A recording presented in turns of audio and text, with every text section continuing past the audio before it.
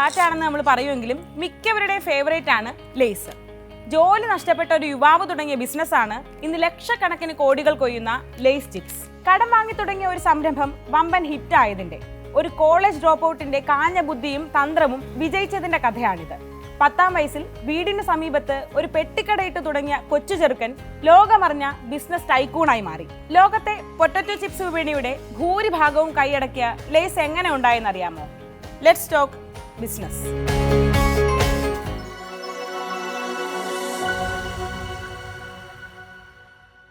1909 North കരോലിനയിലെ Charlotte എന്ന നഗരത്തിൽ ഒരു മിഡിൽ ക്ലാസ് കുടുംബത്തിൽ ഒരു കുഞ്ഞു പിറക്കുന്നു, ഹെർമൻ വാർഡൻ ലേ. കുട്ടിക്കാലം തൊട്ടേ ഹെർമൻ ലേക്ക് ബിസിനസ്സിനോട് താല്പര്യമുണ്ടായിരുന്നു. 10ാം വയസ്സിൽ ലേ വീടിന് തൊട്ടടുത്തായി ഒരു ചെറിയ മേശയിട്ട് കോളയും അല്ലറ ചില്ലറ ഭക്ഷണ സാധനങ്ങളും വിറ്റു. ബേസ്ബോൾ കോർട്ടിന് അടുത്തായതിനാൽ എല്ലാം പെട്ടെന്ന് വിറ്റുപോയി. കച്ചവടം പൊടി പൊടിച്ചു. അതൊക്കെ ഒരു വഴിക്ക് പോകുന്നു. മറുവശത്ത് പഠനവും. സ്കൂൾ വിദ്യാഭ്യാസമൊക്കെ കഴിഞ്ഞ് ഹെർമൻ ലേ അത്ലറ്റിക് സ്കോളർഷിപ്പോടെ ഫർമൻ യൂണിവേഴ്സിറ്റിയിൽ ബിരുദത്തിന് ചേർന്നു. പക്ഷേ 2 വർഷത്തിനു ശേഷം പഠനം പാതി വഴിയിൽ വിട്ട് ജോലി ചെയ്യാനിറങ്ങാൻ തീരുമാനിച്ചു. അങ്ങനെ US-ലെ പ്രമുഖ ബിസ്ക്കറ്റ് ബ്രാൻഡായ സൺഷൈൻ ബിസ്ക്കറ്റ് കമ്പനിയിൽ ജോലിക്കു കയറി. പക്ഷേ സാമ്പത്തിക പ്രതിസന്ധി വില്ലനായി. പല കമ്പനികളും വഴിമുട്ടിപ്പോയ 1929-39 കാലഘട്ടത്തിലെ ഗ്രേറ്റ് ഡിപ്രഷൻ. ഹെർമൻ ലേക്ക് ജോലി നഷ്ടമായി. പിന്നീട് പുതിയ ജോലിക്കായുള്ള അന്വേഷണത്തിന്റെ ദിവസങ്ങൾ. അങ്ങനെ ബാരറ്റ് ഫുഡ് കമ്പനിയിൽ സെയിൽസ്മാനായി ഹെർമൻ ജോലിക്കു കയറി. കാറിൽ സഞ്ചരിച്ച് ചിപ്സ് വിൽപ്പനയായിരുന്നു ജോലി. അതിൽ നല്ല രീതിയിൽ ഹെർമൻ മുന്നേറി. സ്വന്തം കാറിന്റെ ഡിക്കിയിൽ ചിപ്സ് പാക്കറ്റുകൾ വിറ്റു. അപ്പോഴും മനസ്സിൽ സ്വന്തമായൊരു ബിസിനസ് തുടങ്ങണമെന്ന ആഗ്രഹമുണ്ട്. അങ്ങനെയിരിക്കെ 1932 $100 അമേരിക്കൻ ഹെർമൻ കടം വാങ്ങി സ്വന്തം ബിസിനസ് തുടങ്ങാനായി. ചിപ്സ് വിപണിയുടെ സാധ്യത നന്നായി മനസ്സിലാക്കിയ ഹെർമൻ HW ലേ ഡിസ്ട്രിബ്യൂട്ടിംഗ് കമ്പനി എന്ന പേരിൽ ഒരു കമ്പനി തുടങ്ങി. നേരത്തെ ജോലി ചെയ്തിരുന്ന ബാരറ്റ് ഫുഡ് കമ്പനിക്കായി ചിപ്സ് വിതരണം നടത്തി. ബിസിനസ് പച്ച പിടിച്ചു. 1936 കമ്പനിയിൽ 36 ജോലിക്കാരെയും വെച്ചു. കുറച്ചുനാൾ കഴിഞ്ഞപ്പോൾ ബാരറ്റ് ഫുഡ് കമ്പനിയുടെ സ്ഥാപകൻ അന്തരിച്ചു. കമ്പനി വിൽക്കാനായിരുന്നു ആ കുടുംബം തീരുമാനിച്ചത്.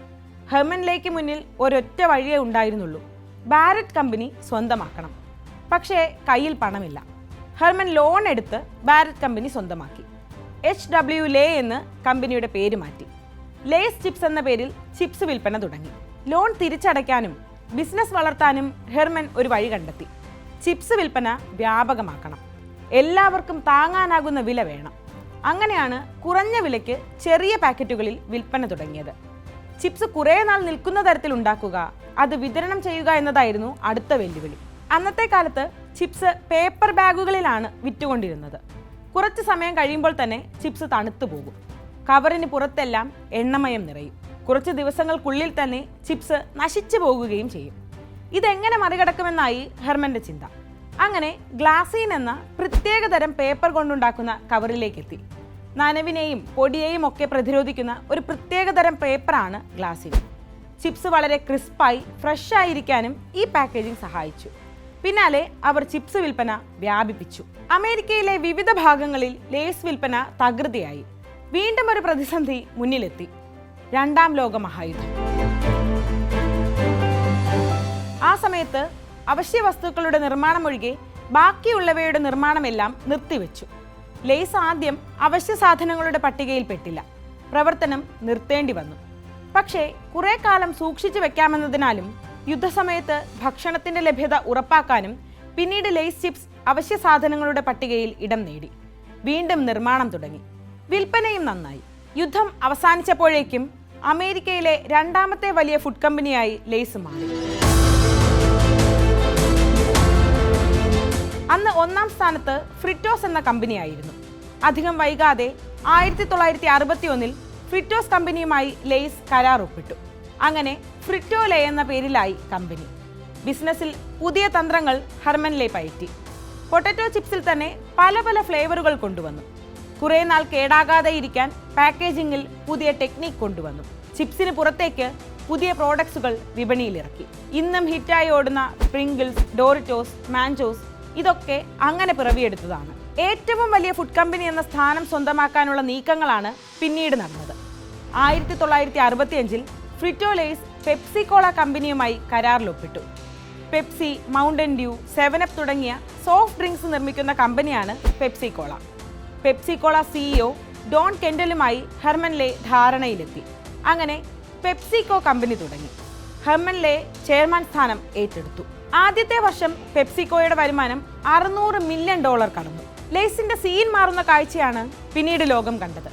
200-ലധികം രാജ്യങ്ങളിലേക്ക് ലേസ് വ്യാപിച്ചു. 2021 ലോകത്തെ പൊട്ടറ്റോ ചിപ്സ് മാർക്കറ്റിന്റെ 41% ലേസ് കൈയടക്കി. അതിന് തൊട്ടുപിന്നിൽ ഫ്രിറ്റോ ലേസ് കമ്പനിയുടെ തന്നെ പ്രിങ്കിൾസും റഫിൾസും. പല രാജ്യങ്ങളിൽ അവരുടെ തനതായ ഫ്ലേവറുകൾ പുറത്തിറക്കി വിൽപ്പന കൂട്ടുകയെന്ന തന്ത്രം ലേസ് കൊണ്ടുവന്നു. നമ്മുടെ ഇന്ത്യയിലും കൂടുതൽ സ്പൈസി ആയ ഫ്ലേവറുകൾ ലേസ് കൊണ്ടുവന്നത് അങ്ങനെയാണ്. ജപ്പാനിലും ചൈനയിലുമെല്ലാം അവിടുത്തെ ജനങ്ങൾക്ക് ഇഷ്ടപ്പെടുന്ന ഫ്ലേവറുകളുണ്ട്. 1995 ലേസ് ഇന്ത്യയിലേക്ക് ചുവടുവെക്കുന്നത്. ഇന്ന് ഇന്ത്യയിലെ ചിപ്സ് മാർക്കറ്റിന്റെ 50%-ലേറെയും ലേസ് കൈയടക്കി. മധ്യപ്രദേശിൽ നിർമ്മാണ യൂണിറ്റ് ആരംഭിക്കാൻ 1266 കോടി രൂപയാണ് പെപ്സികോ കമ്പനി ഇൻവെസ്റ്റ് ചെയ്യുന്നത്. ഈ വർഷം ഇതുവരെ 1.5 ലക്ഷം കോടി രൂപയുടെ വരുമാനമാണ് പെപ്സികോ ആഗോളതലത്തിൽ നേടിയത്. കമ്പനിക്ക് ഏറ്റവും ലാഭം നേടിക്കൊടുക്കുന്നതോ ലേസും. ഇന്ന് 200-ലധികം വെറൈറ്റി ഫ്ലേവറുകളിൽ വിവിധ രാജ്യങ്ങളിൽ ലേസ് ചിപ്സ് ലഭ്യമാണ്. ഇന്ന് ലോകത്തെ ഏറ്റവും ജനപ്രിയമായ ചിപ്സ് എന്ന ലേബൽ ലേസ് സ്വന്തമാക്കിയിരിക്കുന്നു.